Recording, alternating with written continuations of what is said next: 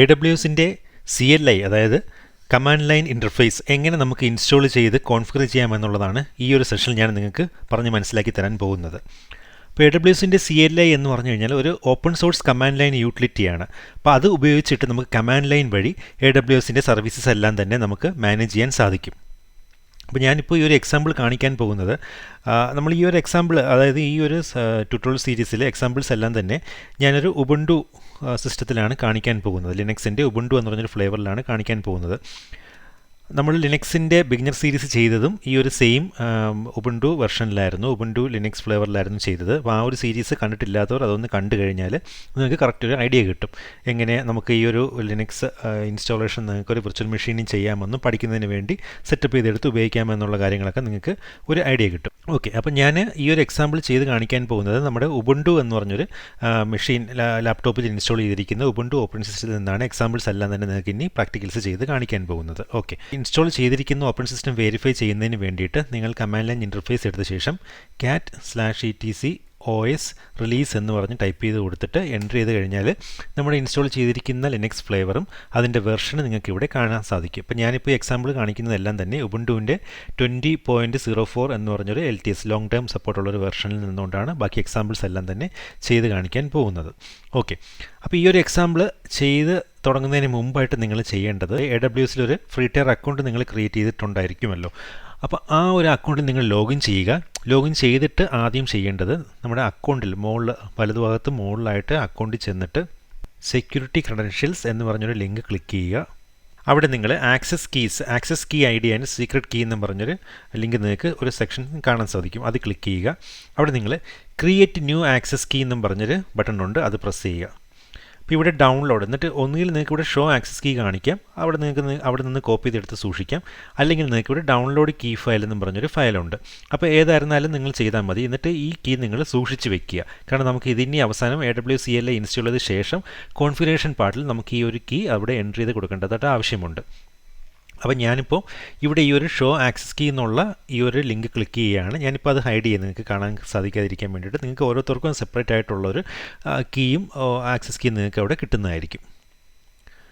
അപ്പോൾ ഇതാണ് ഇവിടെ എൻ്റെ ആക്സസ് കീ ID-യും സീക്രട്ട് ആക്സസ് കീയും, 2 കീസാണ് നമുക്കിവിടെ കിട്ടുന്നത്. അപ്പോൾ ഇത് ഞാനൊന്ന് കോപ്പി ചെയ്തിപ്പോൾ സെപ്പറേറ്റ് മാറ്റി വയ്ക്കുകയാണ് ഇവിടെ. നിങ്ങളും അതുപോലെ ഒന്ന് കോപ്പി ചെയ്ത് വയ്ക്കുക, എവിടെയെങ്കിലും കീപ്പ് ചെയ്ത് വയ്ക്കുക, ഒരു നോട്ട് പാഡിലോ അങ്ങനെ എവിടെയെങ്കിലും കീപ്പ് ചെയ്തിട്ട് സെപ്പറേറ്റ് ഫയലായിട്ട് അത് സേവ് ചെയ്തിടുക. ഓക്കെ, അതിനുശേഷം നമുക്കിനി ചെയ്യേണ്ടത് നമ്മുടെ ഉബുണ്ടു മെഷീനിൽ ലോഗിൻ ചെയ്ത ശേഷം ഇവിടെ നമുക്ക് ഇനി AWS CLI ഇൻസ്റ്റാൾ ചെയ്യേണ്ട സ്റ്റെപ്സാണ് നമുക്കിനി ഇവിടെ കൊടുക്കേണ്ടത്. അപ്പോൾ ഇതിൽ കുറച്ച് ലിങ്ക് ഇതിൽ ഞാനിപ്പോൾ യൂസ് ചെയ്യുന്ന URL-ഉം കാര്യങ്ങളെല്ലാം തന്നെ നിങ്ങൾക്ക് ഞാനിവിടെ ഡിസ്ക്രിപ്ഷനിൽ കൊടുക്കാം. ഞാൻ ഈ ഒരു ട്യൂട്ടോറിയൽ സീരീസിന് താഴെ അങ്ങനെ കൊടുക്കാനുള്ളൊരു സ്പേസ് ഉണ്ട്, അവിടെ ഞാൻ കൊടുത്തേക്കാം. നിങ്ങൾ അവിടെ നിന്ന് അത് കോപ്പി ചെയ്തെടുത്ത് ചെയ്താൽ മതി നിങ്ങൾ എക്സാമ്പിൾ ചെയ്യുന്ന സമയത്ത്.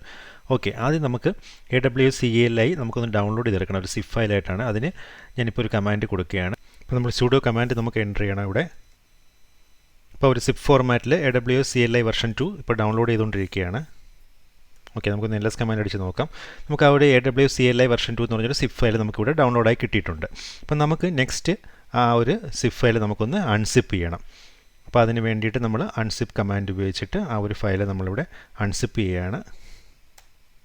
ഓക്കെ, അൺസിപ്പ് ചെയ്തു. വീണ്ടും നമുക്ക് LS കമാൻഡ് അടിച്ചു കഴിഞ്ഞാൽ നമുക്കിവിടെ കാണാൻ സാധിക്കും AWS എന്ന് പറഞ്ഞൊരു ഫോൾഡറിലോട്ട് അത് അൺസിപ്പ് ചെയ്ത് വന്നു. അപ്പോൾ നമുക്കിനി നെക്സ്റ്റ് ചെയ്യേണ്ടത് നമുക്ക് ആ ഒരു ഇൻസ്റ്റാളേഷൻ നടത്താം നമുക്ക്. അപ്പോൾ അതിന് വേണ്ടിയിട്ട് നമ്മൾ വീണ്ടും sudo കമാൻഡ് ഉപയോഗിച്ചിട്ട് ആ ഒരു AWS ഫോൾഡറിനകത്തോ ഉള്ള ഇൻസ്റ്റാൾ എന്ന് പറഞ്ഞൊരു ഫയൽ നമ്മൾ റൺ ചെയ്യുകയാണ്. ഓക്കെ, അപ്പോൾ അതൊരു ഇൻസ്റ്റാളേഷൻ ഇപ്പം കഴിഞ്ഞിരിക്കുകയാണ്. നമുക്കപ്പോൾ ഇനി ഈ ഒരു വെർഷൻ നമുക്കൊന്ന് ചെക്ക് ചെയ്ത് നോക്കാം. AWS CLIയുടെ നമുക്ക് ഈ ഒരു വെർഷൻ നമുക്കൊന്ന് ചെക്ക് ചെയ്ത് നോക്കാം. അല്ല, ഇപ്പം AWS CLI ഇൻസ്റ്റാൾ ആയി കഴിഞ്ഞതുകൊണ്ടാണ് നമുക്കിങ്ങനെ ഒരു റിസൾട്ട് ഈ ഒരു വെർഷൻ ചെക്ക് ചെയ്തപ്പോൾ കിട്ടിയത്.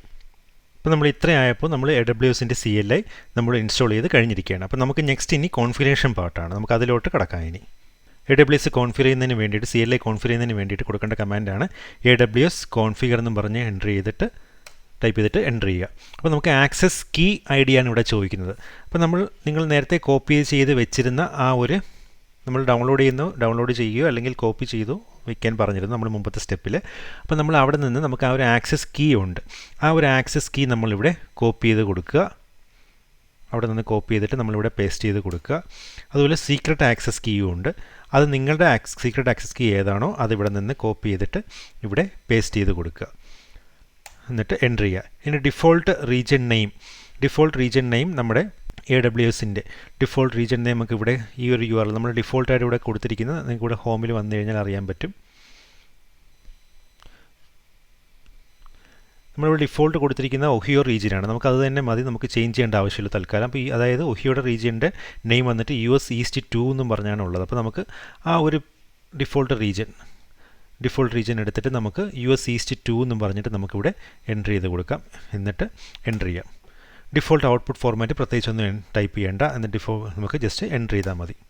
ഓക്കെ, അപ്പോൾ ഇത്രയായപ്പോൾ നമ്മൾ AWS CLI നമ്മൾ ഇൻസ്റ്റാൾ ചെയ്ത് കഴിഞ്ഞു. ഇപ്പോൾ കോൺഫിഗറും ചെയ്ത് കഴിഞ്ഞിരിക്കുകയാണ്. അപ്പോൾ വരുന്ന പല എക്സാമ്പിൾസിലും നമുക്ക് AWS CLI യൂസ് ചെയ്യേണ്ടതായിട്ട് വരും. അതുകൊണ്ടാണ് നമ്മളിപ്പോൾ ഈ ഒരു സ്റ്റെപ്പിൽ AWS CLI നമുക്ക് എങ്ങനെ ഇൻസ്റ്റാൾ ചെയ്തിട്ട് യൂസ് ചെയ്യാം എന്നുള്ളത് നമ്മൾ നോക്കി മനസ്സിലാക്കിയത്.